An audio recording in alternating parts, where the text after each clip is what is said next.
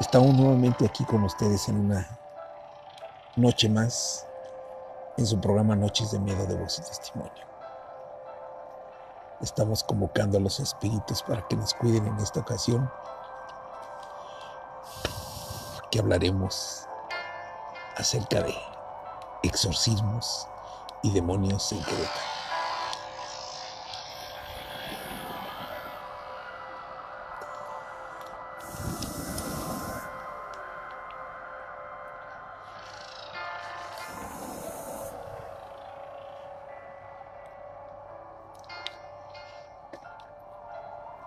Pues amigos, esta noche estamos aquí en el atrio de la iglesia de la Basílica, en el atrio de la Basílica de Soriano, en el municipio de Colón, Querétaro, desde donde estamos transmitiendo esta noche de miedo en voz y testimonio.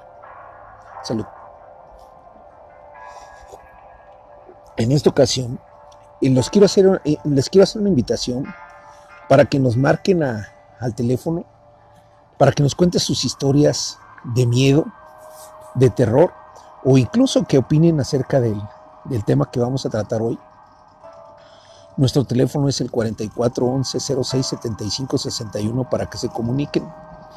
Estamos tratando de enriquecer esta sección para que todos ustedes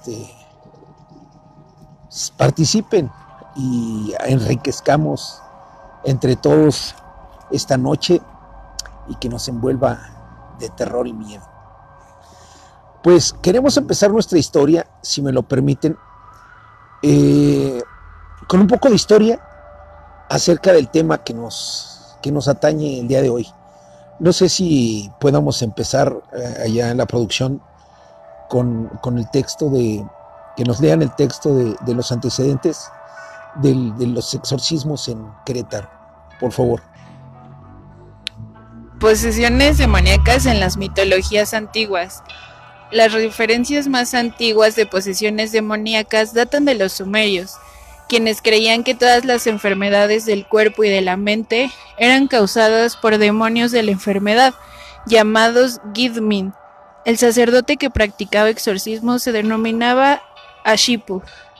Muchas tablillas de escritura cuneiforme incluyen plegarias a ciertos dioses pidiendo protección contra los demonios, y otras solicitaban a los dioses que expelieran a los demonios que invadían sus cuerpos. Las culturas chamánicas también creían en la posesión demoníaca, y los doctores chamanes también efectuaban exorcismos. En estas culturas, los decesos se atribuían a la acción de un demonio sobre el cuerpo del paciente. Pues amigos, como ven, este asunto de las posesiones demoníacas datan de muchísimo tiempo atrás, antes de incluso de las religiones modernas, como es el catolicismo, el budismo, el hinduismo,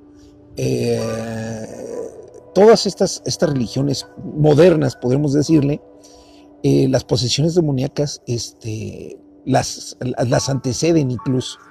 Se dice que en los tiempos antiguos, efectivamente, todos aquellos males que no entendían y que no tenían una explicación concreta, se los atribuían a los demonios, que eran quienes finalmente poseían a las personas, y éstas captaban o caían en una enfermedad, muchas veces graves y mortales. Como también recordaremos, en la antigüedad, pues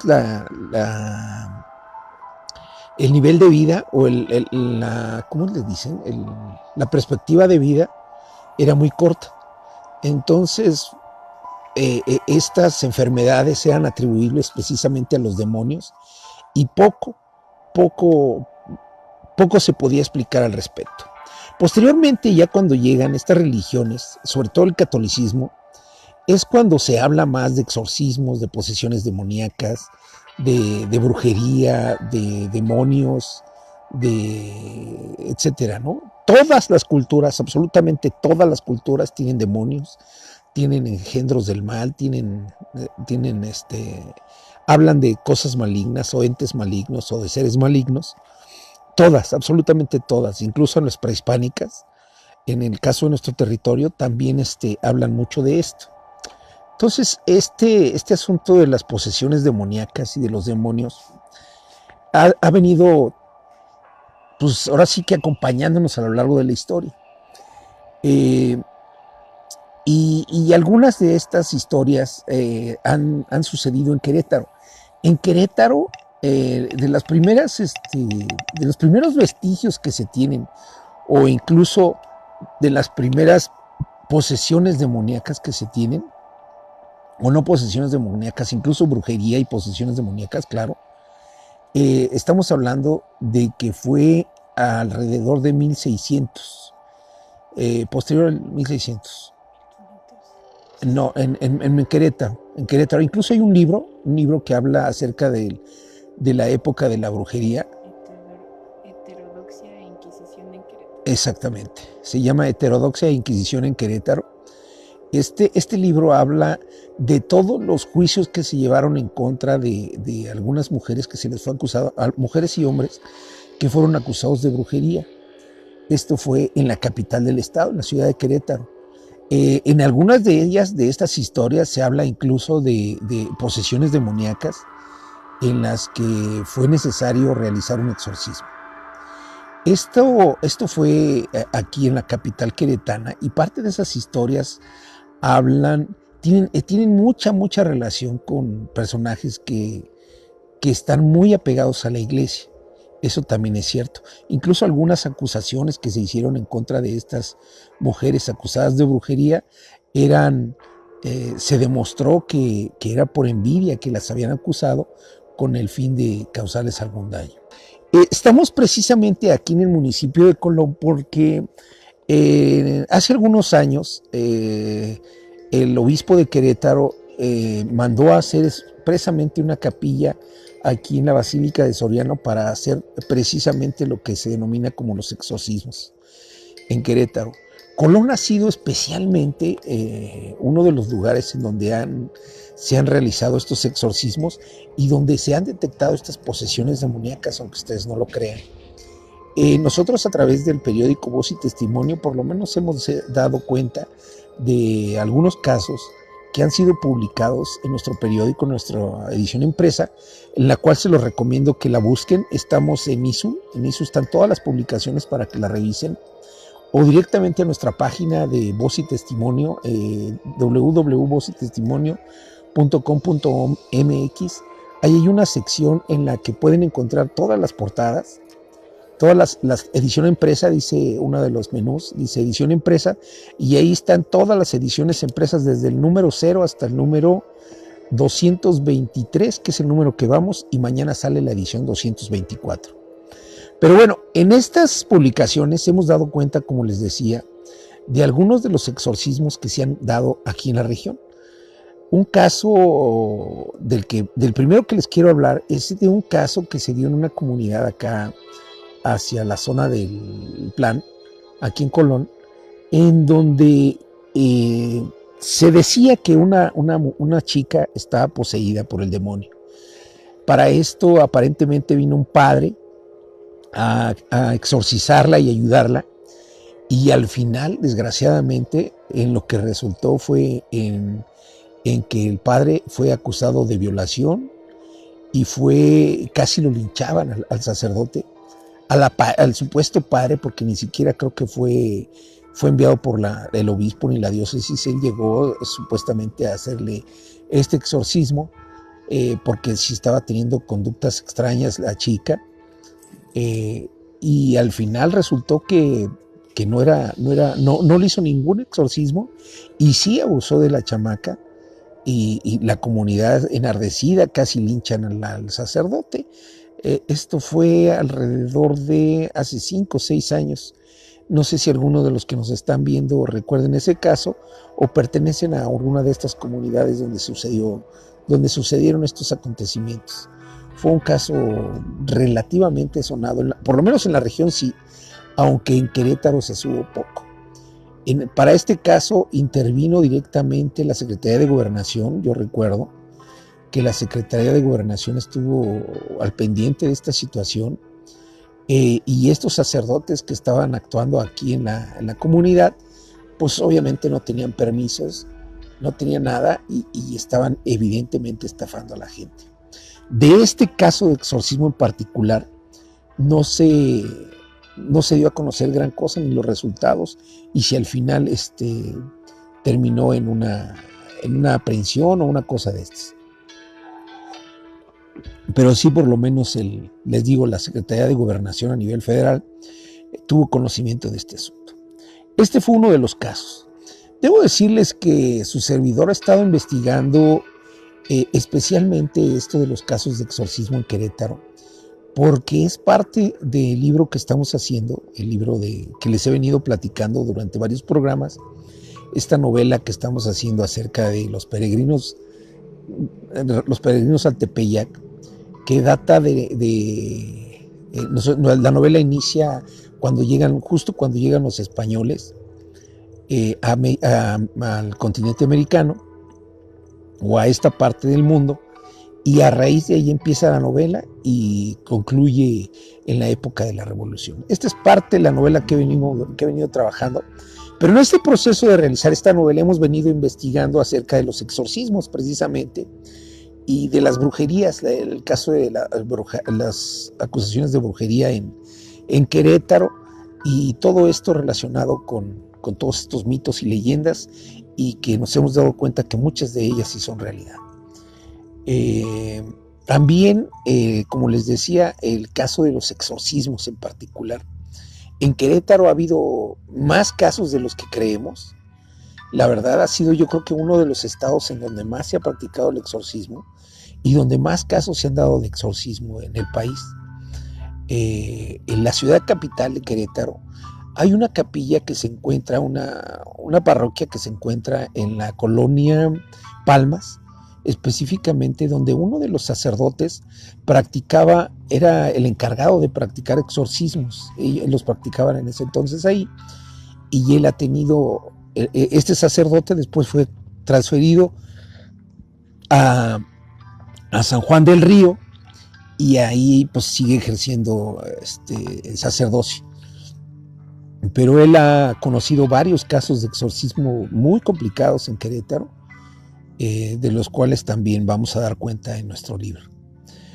De esos casos específicos en Querétaro ha habido bastantes, más de los que creemos y más de los que esperamos que pudiera haber habido, pero sí ha habido algunos casos. Pero hay uno en particular del que quiero hablarles aquí en el municipio de Colón. Fíjense que en el caso de Colón, hace algunos años estuvimos investigando este asunto de los exorcismos a raíz de esta investigación que estamos haciendo. Resulta que una vez que veníamos aquí a Colón, junto con él, me encontré, le dije al cronista de aquí de Colón, al señor Jesús de la Torre, Solís de la Torre, a quien le pregunté que si conocía algún caso de exorcismo o cómo se estaban dando los exorcismos aquí en la capilla, en la basílica. Y él me dijo que conocía un caso en particular que se dio en la zona, en una de las zonas de los barrios de aquí, directamente de la cabecera municipal, en donde le habían comentado que había sucedido un exorcismo en esta parte. Está muy cerca de la presidencia municipal, debo de decirles, de la iglesia de ahí, de la iglesia chiquita que está ahí en el centro, muy cerca de ahí, en uno de esos barrios de la parte de atrás, cuando una chamaca, resulta que una familia empezó a tener problemas y dificultades por este asunto aparentemente de posesión. Y fue toda una historia, entonces decidimos pues investigar más a fondo el caso. Acudimos con una tía de la muchacha en cuestión y nos platicó toda la historia.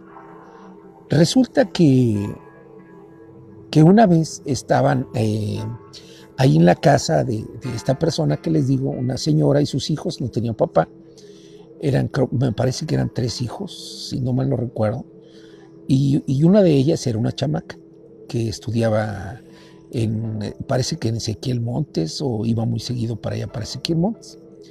Resulta que un día que están en la casa era una casa pobre, humilde, prácticamente eran 2 cuartos, una habitación y una que tenían como cocina, Resulta que un día empiezan a escuchar ruidos en la casa. Y entonces la chamaca les decía que era el abuelito de la familia, que los estaba visitando, que decía es que se oía como un bastón.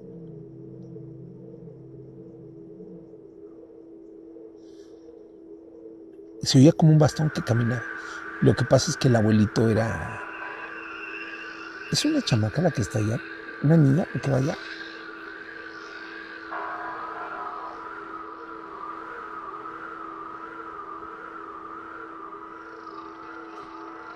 ¿No lo vieron? Ah, no manches. Era una niña que pasó corriendo aquí lo que es la plaza. Parece que iba descalza. ¿No la vieron? Santa madre. Bueno, les decía que resulta que se empezó a oír como tacón de lo que es el bastón decía que era el bastón del abuelo, que venía a visitarlos y que estaba muy contento de venir a verlos. Y ella decía que hablaba con el abuelo y que el abuelo le empezó a decir cosas a ella para que ellos hicieran caso.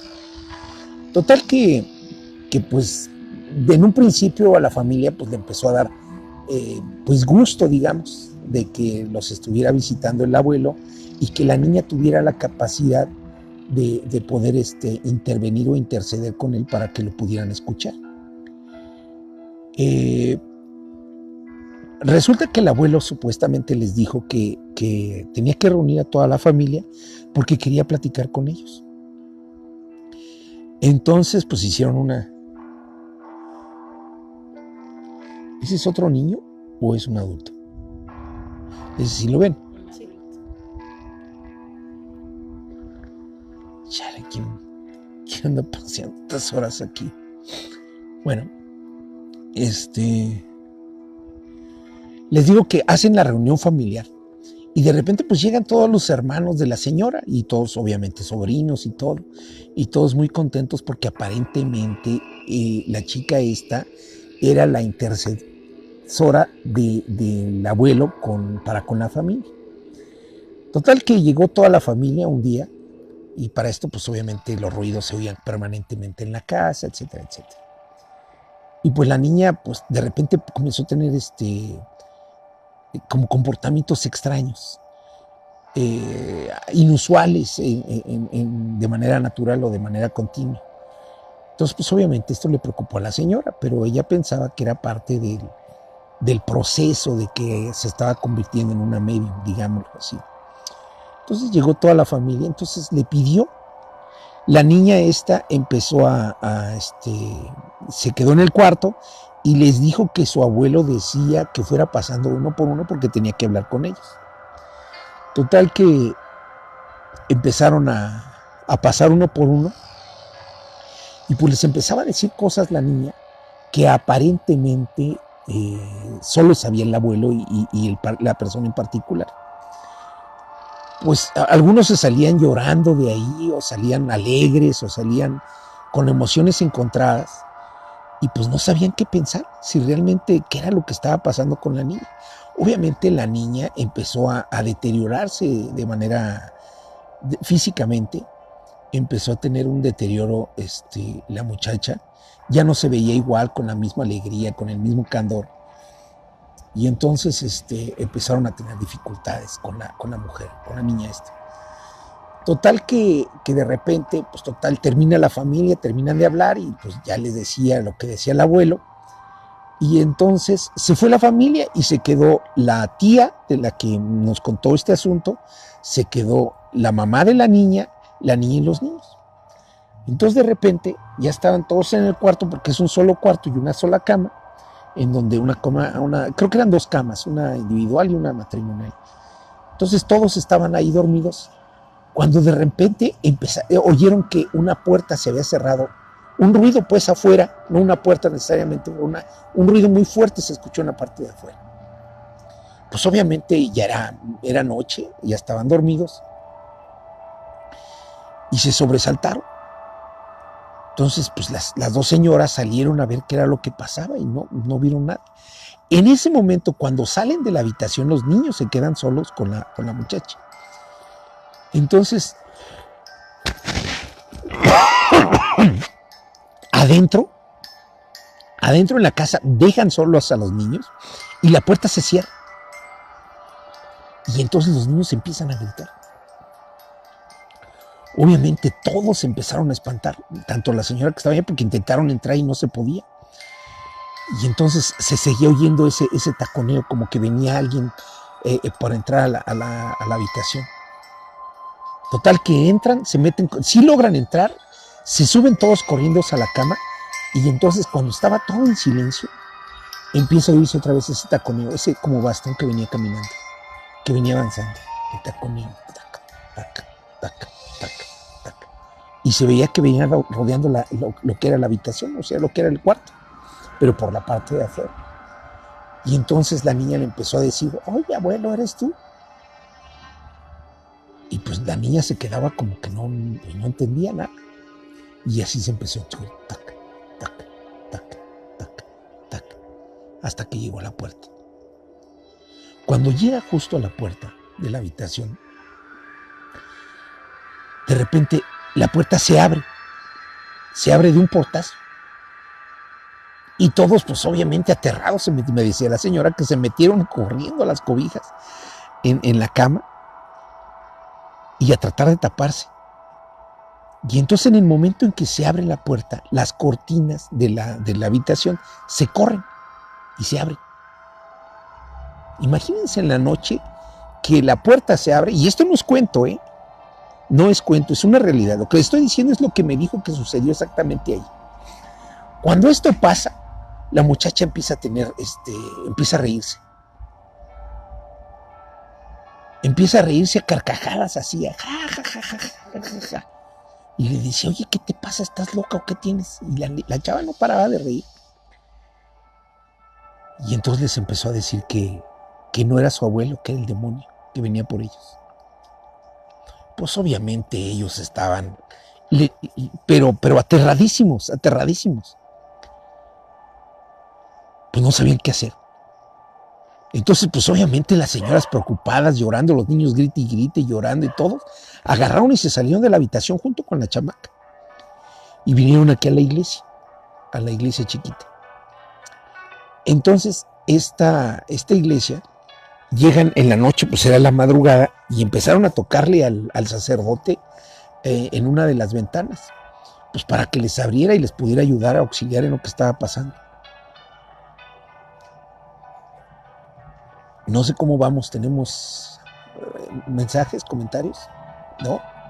¿Todos están atentos de lo que les estoy platicando? Sí. Bueno. Están espantados todos. No, pues no es para menos. Yo cuando me lo platicó, yo estaba casi que no cabía. Total que empieza a tocar la puerta de la ventana y les dice, padre, ayúdenos, por favor. Fíjense que traemos una urgencia, que no sé qué. Y dice, entonces ya el padre, después de un ratito, pues ya sale y le dice, ¿qué pasó, hija? ¿Cuál es el problema? Padre, fíjese que nos pasó esto y esto. Y entonces le platicaron al sacerdote. Y le dijeron, ¿saben qué, hijas? Yo no puedo hacer nada por ustedes. Yo no puedo ayudarles. Quien les puede ayudar es el sacerdote. Nos da el nombre del otro sacerdote, que era el que habitualmente estaba en la iglesia. Dice, él sí les puede ayudar, pero él no viene hasta el día de mañana. No, pues obviamente las señoras estaban aterradas. La luna le está tapando las nubes y apenas si se alcanza a ver parece esa luna de terror que vemos ¿de noche de qué? De dementores. Sí, de dementores, de noche de luna llena, pero no sé si tienen la oportunidad ahorita de salir. No, pero es que no. En el caso es que tenemos una luna hermosa, pero en este momento se ve macabra, realmente macabra con las nubes. Se ve que apenas van avanzando las nubes y se alcanza a entrever a la luna, que pareciera luna llena. Se ven figuras espectrales, muy terroríficas. Bueno, total que les dijo, no, ¿saben qué? Yo no les puedo ayudar. Les puede ayudar este sacerdote, que era incluso el que practicaba este tipo de, de actos de exorcismo, pues entonces se tuvieron que esperar. Evidentemente ese día no regresaron allá a la casa, se quedaron fuera, se fueron a otro lugar a pernoctar, pero pues mientras la muchacha pues estaba ida, estaba pues sí, como poseída efectivamente, y entonces pues obviamente les preocupaba. Total que al día siguiente regresan a la parroquia y ya encuentran al padre y les dice, ¿saben qué, hijas? Pues sí, efectivamente todo hace parecer que perdón, todo hace parecer que se trata de un exorcismo, de una posesión demoníaca, para lo cual necesitamos hacer un exorcismo. Pero dice, pero yo tengo que ir a pedir autorización al obispo para realizar este acto. Y pues total que el proceso, poco a poco, pues obviamente se tardó mucho en ese proceso. Nos platicó qué fue lo que pasó, me decía que las películas esas de exorcismo que pasan en la televisión o en el cine, nada tienen que ver con esa realidad. Nos dice que es muy, muy complicada un acto de esta naturaleza de exorcismo, que hay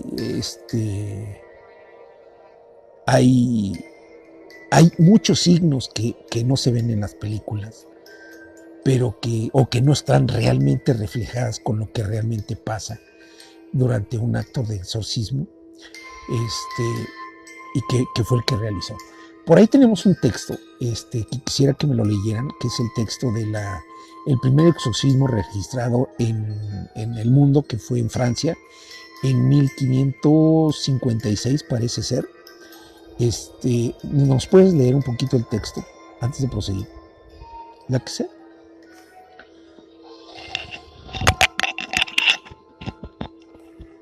Mi compadre, así no se dice. La primera posesión demoníaca documentada por médicos, sociedad e iglesia data del año 1565, en una localidad francesa llamada Laon. Tuvo lugar en presencia de más de 150,000 personas, de autoridades eclesiásticas y civiles, de protestantes y católicos por igual.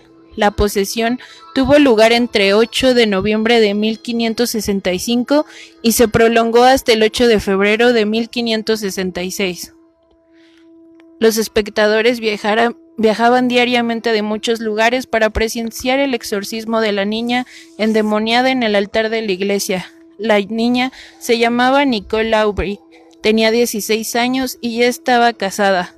Había sido poseída varias veces desde que tenía 6 años. En cierto momento deciden atarla al altar principal y el mismo obispo se dispuso al exorcismo.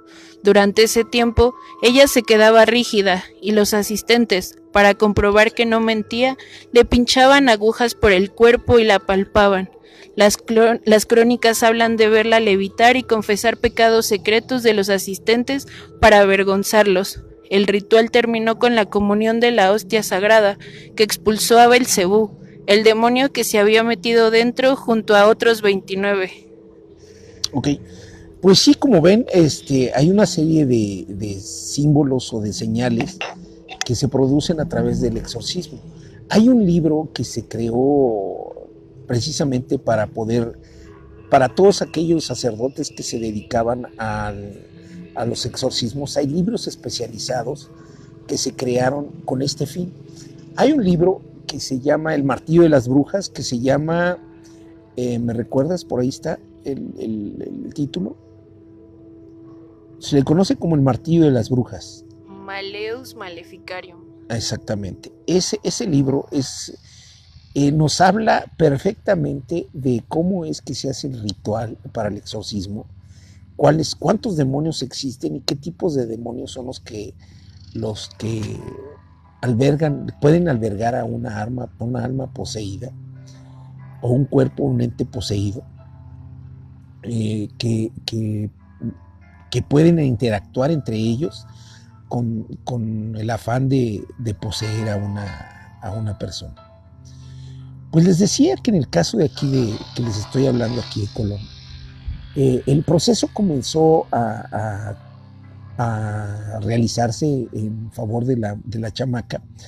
Y en una de esas sesiones el sacerdote le dijo a la que cómo había logrado habitar a la persona, a la muchacha, el demonio. Resulta que a la niña se le ocurrió irse a jugar a la Ouija un día con sus amigos ahí en Ezequiel Montes. Cuando empezaron a jugar a la Ouija, obviamente empezaron a invocar al demonio, empezaron a invocar a algunos demonios, y eso no fue suficiente. Aseguran, yo no lo sé, no lo tengo comprobado, eso sí lo puedo decir, no lo tengo comprobado, pero aseguran que en Ezequiel Montes en ese tiempo había un grupo de chamacas que se les ocurrió hacer un juego en el que iban al monte, y resulta que las pusieron como si estuvieran muertas. Hicieron un hoyo y las hicieron que se acostaran ahí como si estuvieran muertas para simular que estaban muertas y que se vieran ahí muertas. Y obviamente convocaron el demonio. Lo que empezó con un juego terminó en una posesión diabólica. Por eso tienen que tener mucho, mucho cuidado. ¿Dónde?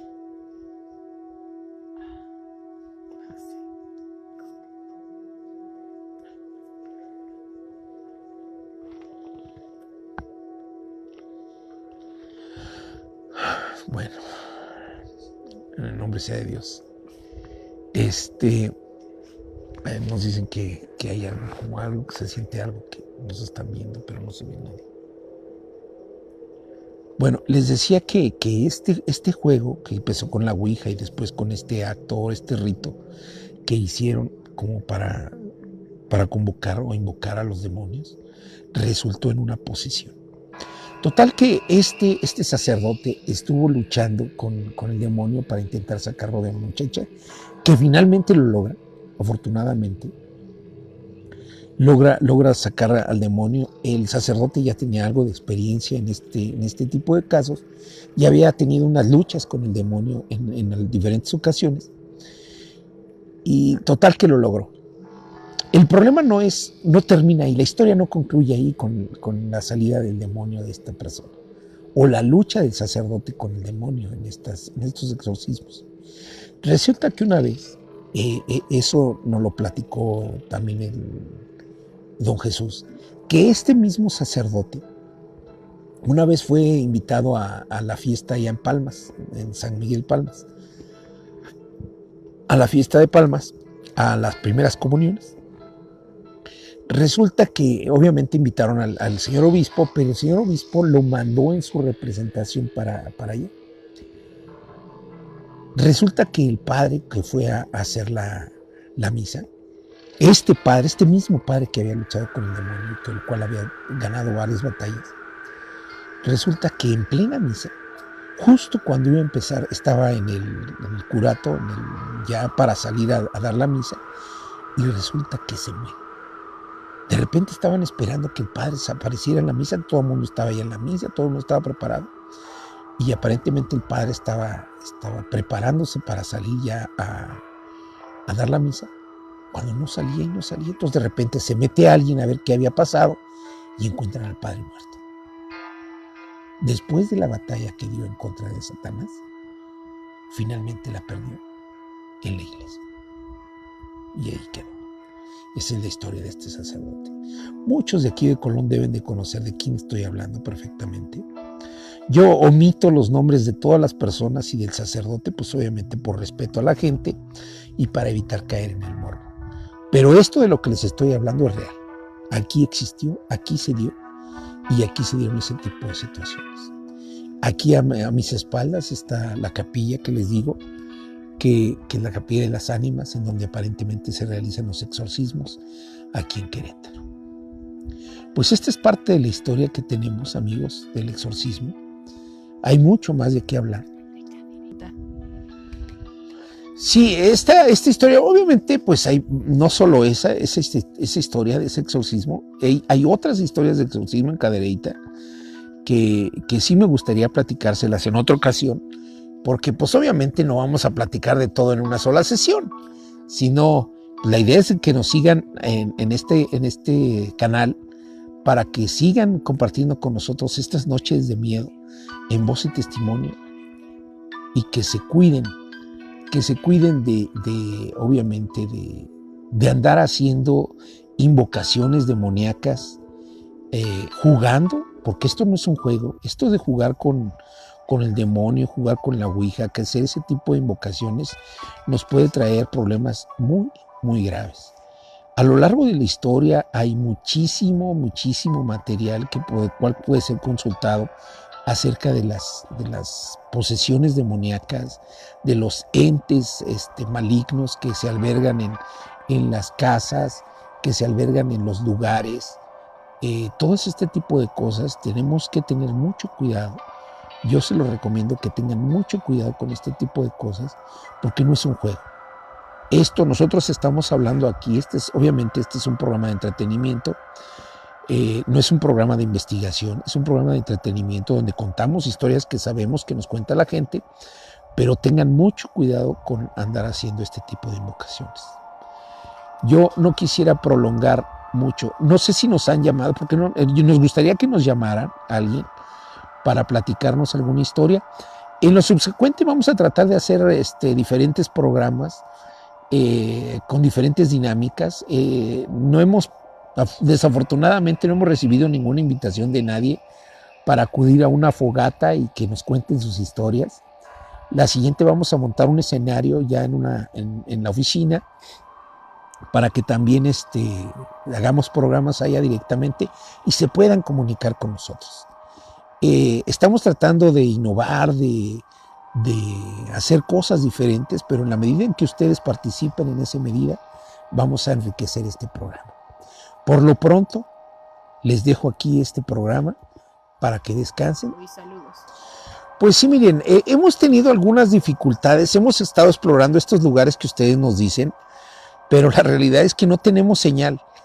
Y hacer un programa, pues tendríamos que hacerlo grabado. Y pues ustedes quisieran ver las cosas en vivo. También otros lugares que son inaccesibles o poco accesibles. Es muy complicado acceder a este tipo de lugares por las condiciones del terreno. Entonces ir de noche es muy, muy complicado, la verdad. Entonces vamos a tratar de entablar dinámicas diferentes, de hacer visitas a las haciendas. Hay lugares en donde no podemos entrar porque no tenemos permiso, por ejemplo. Hay muchas haciendas que nos gustaría visitar, pero como son propiedades privadas, no podemos invadir porque nos haríamos acreedores a una denuncia, a una sanción, y entonces tendríamos un problema legal. Perdón. Pero pues vamos a ir tratando de experimentar poco a poco. Hay muchas cosas que se pueden hacer. Evidentemente lo que más necesitamos es que ustedes nos sigan, sus likes, que nos sigan, que nos digan pues qué es lo que les gustaría que hiciéramos. Como les decía, pues las dinámicas pueden ser de múltiples maneras. Todo está en que participen todos y cada uno de ustedes. Pues por lo pronto los dejo en esta noche, una noche de miedo, que espero que les haya gustado este programa en el que hablamos de un exorcismo que pasó aquí en el municipio de Colón. Muchísimas gracias y nos vemos en la próxima, en una noche más, en Noches de Miedo de Voz y Testimonio. Gracias.